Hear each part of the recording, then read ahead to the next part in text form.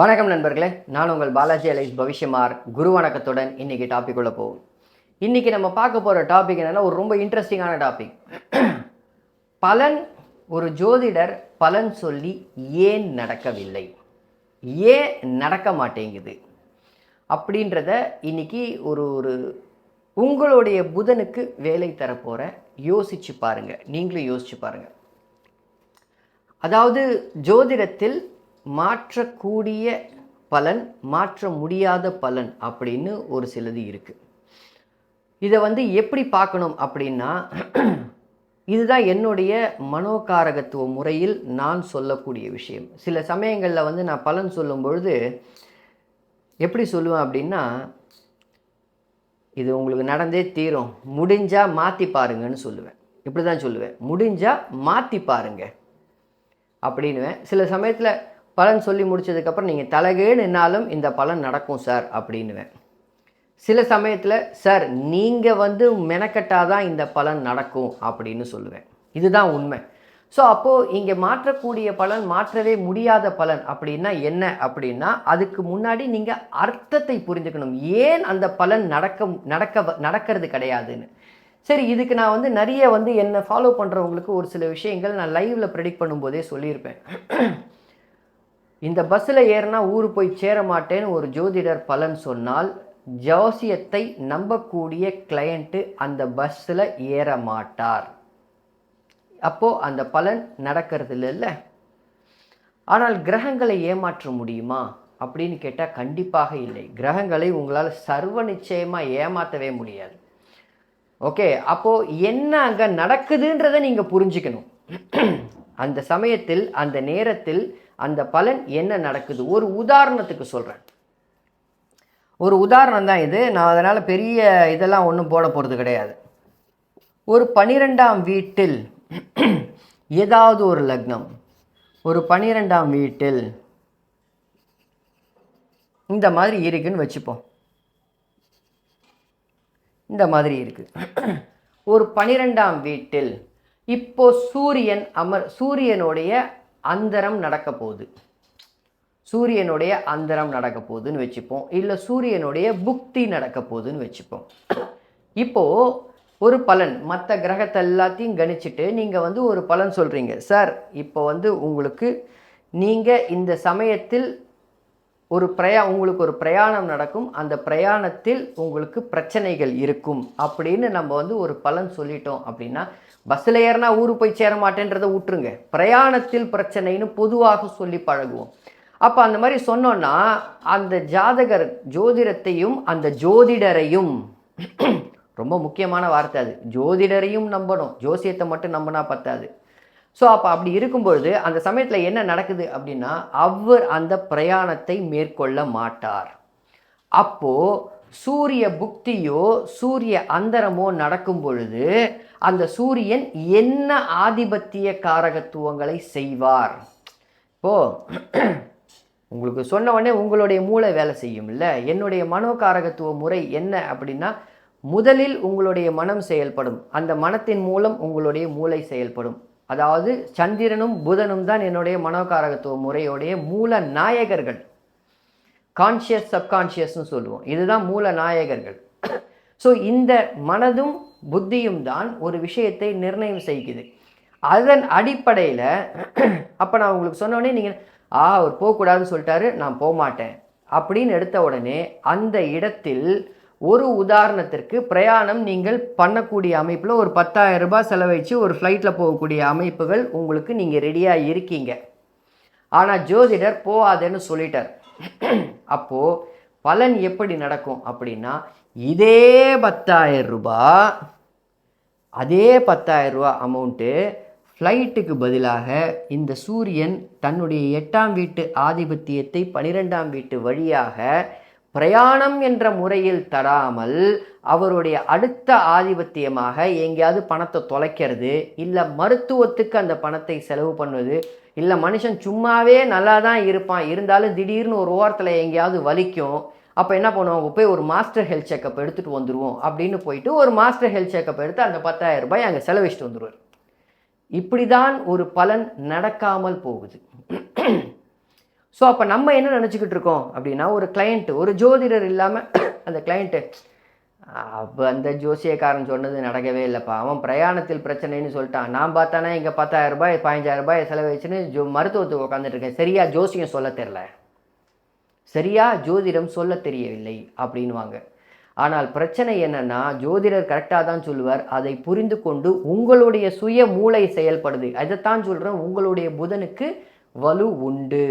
எப்பேற்பட்டவர்களாக இருந்தாலும் சரி, எப்பேற்பட்டவர்களாக இருந்தாலும் சரி, ஒரு ஒரு மனநல வளர்ச்சி இல்லாமல் புத்தி சரியாக வேலை செய்யாத ஒருவராக இருக்கும் பொழுதுதான் மற்றவர்கள் மூலம் நம்ம கேட்டு கேட்டு விஷயத்தை செய்யக்கூடியவர்களாக இருக்கும் பொழுதுதான் சில சமயங்கள் அது இருக்கும். மற்றபடிக்கு உங்களுடைய மூளை சர்வ நிச்சயமாக வேலை செய்யும். அது எதில் வேலை செய்கிறது, எதை நோக்கி வேலை செய்கிறது, எப்படி வேலை செய்கிறன்றது உங்களுடைய புதனுடைய அமைப்பை பொறுத்து இருக்கு. சரி, அதன் அடிப்படையில் தான் இந்த காசு செலவாகுது. ஸோ இப்போ இந்த கான்செப்ட் உங்களுக்கு புரிஞ்சிருக்கும்னு நினைக்கிறேன், ஏன் வேலை செய்யலைன்னு. சரி, இதை உதாரணமே பார்த்துருவோம். ஒரு உதாரணமே பார்த்துருவோம். இதை ஏன் இந்த வீடியோவை நான் பதிவிடுறேன் அப்படின்றதுக்கு, எனக்கு இதை நான் நிறைய இடத்துல சொல்லியிருக்கேன், நிறைய இடங்களில் சொல்லியிருக்கேன். இது மாதிரி ஒரு ஜாதகம்,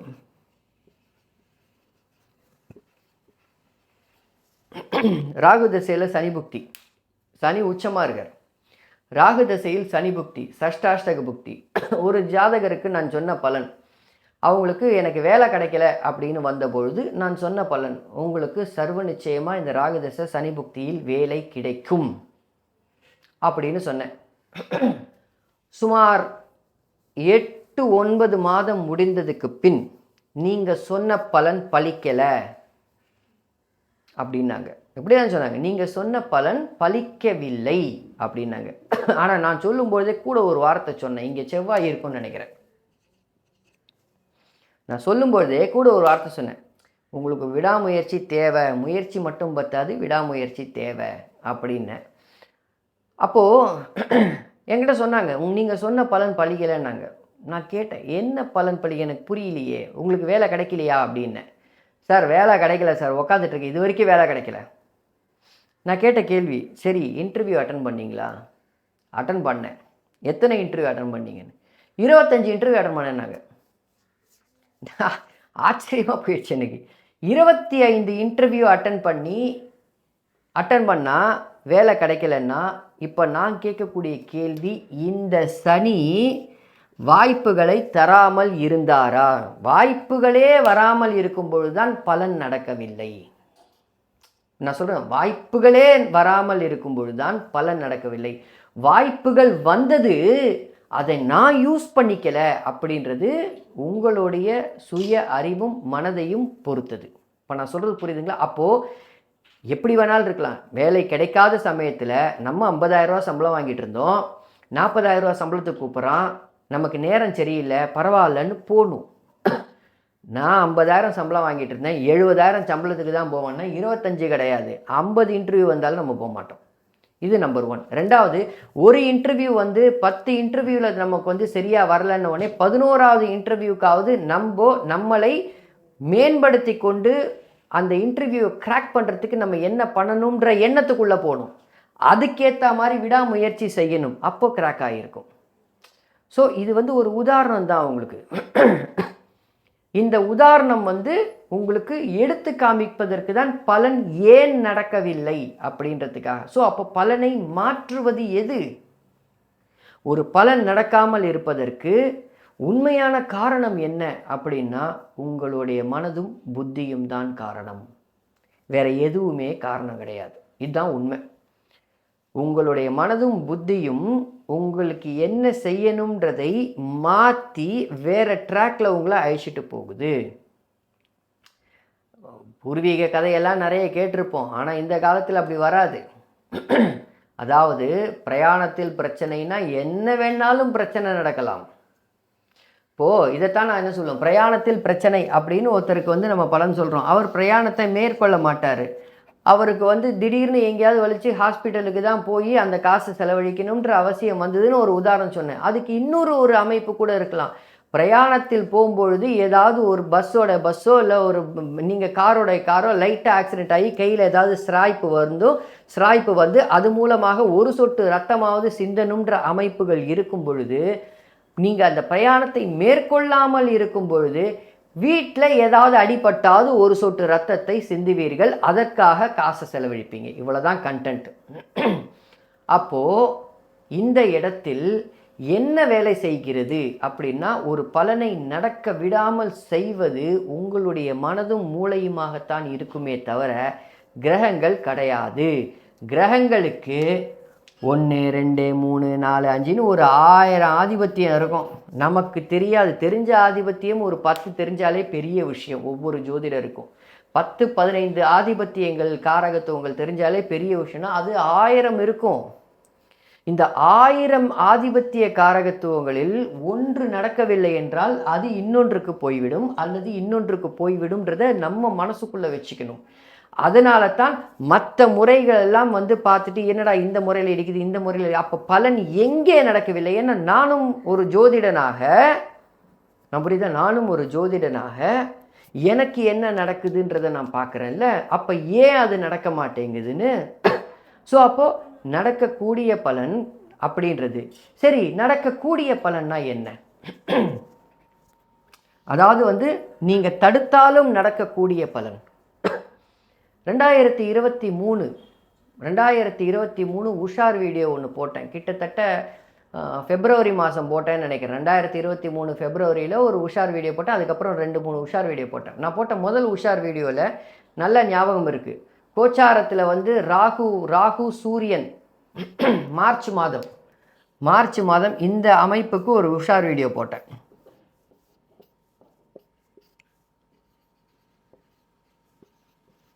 இந்த அமைப்புக்கு ஒரு உஷார் வீடியோ போட்டேன். இங்கே குருவும் இருப்பார் நினைக்கிறேன். அந்த உஷார் வீடியோ போட்டேன். அந்த உஷார் வீடியோவில் நான் ஒரு வார்த்தை சொன்னேன். யாருக்கெல்லாம் சூரியன் இந்தந்த மாதிரி இருக்குதோ, யாருக்கெல்லாம் சூரியன் 8ஆம் அதிபதியாக இருக்காரோ, யாருக்கெல்லாம் சூரியன் 8ல் இருக்காரோ, யாருக்கெல்லாம் ராகு 8ல் இருக்கோ, யாருக்கெல்லாம் குரு 8ல் இருக்கோ, யாருக்கெல்லாம் இந்த மாதிரி இருக்கோ, மேலிருந்து கீழே விழக்கூடிய அமைப்புகள் உள்ளது. மேலிருந்து கீழே விழக்கூடிய அமைப்புகள் உள்ளது அப்படின்னு ஒரு வீடியோ போட்டேன். வீடியோ போட்டுட்டு ஏப்ரல் மாதம் இது ஏப்ரல் மாதம் உஷார்னு வீடியோ போட்டுட்டு ஏப்ரல் மாதம் நானே மேலிருந்து கீழே விழுந்தேன். எப்படி? படிக்கட்டில் உருண்டு விழுந்தேன். எனக்கு தோணின ஒரே விஷயம் மண்டபத்திரம் மட்டும்தான். நான் தான் வீடியோ போட்டிருக்கேன். மண்டபத்திரம், தலையில் அடிப்படும், தலையால் பிரச்சனை, இதெல்லாம் நான் சொன்னேன். அதில் தலையில் அடிப்படும், தலையால் பிரச்சனை, யாருக்கெல்லாம் சனி 8ல் இருக்கோ, யாருக்கெல்லாம் இந்த அமைப்பு, அந்த ஒரு இடத்துல போய் சொல்லியிருப்பேன். நீங்கள் வேணால் போய் அதை வந்து ஒரு வாட்டி பார்க்கலாம். ஸோ அதை சொல்லும் பொழுது, இந்த வார்த்தைகள்லாம் சொல்லி போடும் பொழுது, அப்போது எது தவிர்க்க முடியாத உங்களால் அந்த உங்களை மனதையும் புத்தியும் செயல்படுத்தி தவிர்க்க முடியாது. அந்த சமயத்தில் நான் உஷாராக இருக்க மாட்டேனா? அப்போ நான் அங்கே போகும்போது எனக்கு ஒரு கிடினஸ் வந்து தலை சுற்றி டக்குன்னு விழுந்தேன் கீழே. படிக்கட்டில் கிட்டத்தட்ட ஒரு 50 படிக்கட்டு சரணி இறங்கி அட்ராராமா குட்டிக்கரணம் அச்சுன்னு விழுந்தேன் கீழே. விழுந்து எழுந்துட்டு அப்பா ஒன்று எங்கேயும் அடிப்படல, இடுப்பில் மட்டும் சரியான அடி, தலையில் எதுவும் அடிப்படல, எங்கேயாவது ஸ்க்ராப் இருக்கா இது இருக்கான்றதெல்லாம் பார்த்துட்டு ரைட்டு, தலைக்கு வந்தது தலப்பாகையுடன் போச்சு அப்படின்னு வந்தேன். அது ஒரு அமைப்பு. அது என்னுடைய ஜாதக விசேஷத்தோடைய ஒரு அமைப்பு. அப்போது நடக்கக்கூடிய நீங்கள் என்ன சொன்னாலும் அந்த பலன் நடக்கும்னு சொன்ன பார்த்தீங்களா, அதுக்கு கோச்சாரம் துணை புரியணும். நான் சொல்கிறது புரியுதுங்களா? அதுக்கு கோச்சாரம் துணை புரியணும். கோச்சாரம் மிக மிக முக்கியம். சம்பவங்களை நிர்ணயிப்பது கோச்சாரம். ஸோ இதுதான் அமைப்பு. ஸோ அப்போது ஒரு பலன் நடக்கவில்லை என்றால் ஏன் அப்படின்றது சும்மா கர்மா மேலே தூக்கி பழிய போட முடியாது. அந்த கர்மா என்னன்றதுக்கு தான் இப்போ நான் உங்களுக்கு சொல்கிறேன். சரியா? இந்த வீடியோ பிடிச்சிருந்ததுன்னா லைக் பண்ணுங்கள், சப்ஸ்கிரைப் பண்ணுங்கள், இன்னும் நிறைய பேருக்கு ஷேர் பண்ணுங்கள். வீடியோ என்னுடைய ஃபாலோவர்ஸ் நிறைய பார்க்குறீங்க, பட் நிறைய ஷேர் பண்ண மாட்டேன்றீங்க. அதனுடைய வியூஸ் வந்து கிட்டத்தட்ட வந்து ஒரு 10,000 15,000 வியூஸ் போகும்போது தான் மக்களுக்கு ரீச் ஆகும், வைடர் ஆடியன்ஸுக்கு ரீச் ஆகும். ஜோசியம்னா என்னன்னு புரிஞ்சுப்பாங்க, ஜோதிடர்கிட்ட எப்படி கேள்வி கேட்கணும்னு புரிஞ்சுப்பாங்க. ஜோதிடர்கிட்ட போனீங்கன்னா வாயை மூடிட்டு இருக்கணும், எதுவுமே கேள்வி கேட்கக்கூடாது. எதுவுமே சொல்லக்கூடாது. முதல்ல அவங்க கடந்த காலத்தை சொல்லட்டும். கடந்த காலத்தை 1-2 சொல்லட்டும். உங்களுக்கு இப்படி நடந்தது. அப்புறம் எப்படி அந்த ஜோசியரை சோதிப்பீங்க? குரு சுக்கிர தொடர்புடன் ராகு இருக்கு, சூப்பராக இருந்தது அப்படின்னு சொன்னாலும் சில சமயத்தில் இல்லை சார் நல்லா இல்லைன்னொடனே, தோ இங்கே பாரு இப்படி இருக்கு பாரு, அதனால தான் நல்லா இல்லை உனக்கு அப்படின்னு சொல்கிறது ஜோதிடம் இல்லை. இதுதான் உண்மை. நம்ம இப்போ வர வர எல்லா ஜோதிடர்களும் கோல்டு ரீடிங் அமைப்புகளுக்கு வந்துட்டோம். அது தவறு. தப்புன்னா தப்புன்னு ஒத்துக்கிட்டு போங்க. இதில் என்ன இருக்குது? நம்ம ஒன்றுமே பண்ண முடியாது. இப்போ நான் பண்ண தப்புனா அப்படியா சார் தப்பு எனக்கு தெரியல அப்படின்ட்டு ஒத்துட்டு போயிடணும், அவ்வளோதான். நம்ம என்ன பரமசிவன் பார்வதிக்கு நடுவில் சைட் ப்ளீஸ்ன்னு சொல்லிட்டு உட்காரவா போகிறோம்? அப்படிலாம் ஒன்றுமே கிடையாது. அவ்வளவு விஷயம் தெரிஞ்சு அவ்வளவு ஞானம் இருக்கும் மகா பெரியவரே கம்முன்னு தான் இருந்தார். அவருக்கு தெரியாத ஜோதிடமா, இல்லை அவருக்கு தெரியாத ஒரு நடக்க போகிறது என்னன்னு தெரியாத அமைப்பா? ஏன் அவருக்கு திருக்கணிதம் தான் அப்படின்னு அவர் சொன்ன அவரே 1934 நினைக்கிறேன், 34லையோ சம்திங் அந்த சமயத்தில் திருக்கணிதம் தான் சிறந்தது அப்படின்னு அதை தான் ஃபாலோ பண்ணுங்கன்னு சொன்ன அவரே ஏன் இந்த இந்தியா முழுக்க திருக்கணிதம் தான் இருக்கணும்னு நிலைநாட்டி இருக்கக்கூடாதா? அவர் ஏன் காஞ்சி மடத்துக்கு மட்டும் வச்சார்? முக்காலமும் உணவு. ஸோ மாற்றக்கூடிய பலன், மாற்ற முடியாத பலன்னு ஒரு சில பலன்கள் இருக்குது. ஒரு சில பேர் மாற்றவே முடியாது. ஸோ இதுதான் அடிப்படை. ஸோ எல்லாருக்கும் ஷேர் பண்ண தான் எல்லாரும் புரிஞ்சுப்பாங்க. இதுதான் உண்மையான அமைப்புகளாக இருக்கும். சொல்லும்போது கடந்த கால பலனை சொல்லும்போது ஆமாம் இல்லை அப்படின்னு மட்டும் சொல்கிறது தான் அமைப்பு. அதன் பிறகு என்ன செஞ்சதுன்றதை அந்த ஜோதிடர் நிறுத்தின பிறகு சொல்லுங்க. அப்போ தான் மக்களுக்கும் புரியும். குறிப்பாக லைவில் புரியுதுங்களா? யார் லைவ், நான் லைவ் நடத்தினாலும் சரி, யார் லைவ் நடத்தினாலும் சரி, குறிப்பாக லைவில் இருக்கணும். சரியா? அடுத்த பதிவில் பார்ப்போம். நன்றி நண்பர்களே.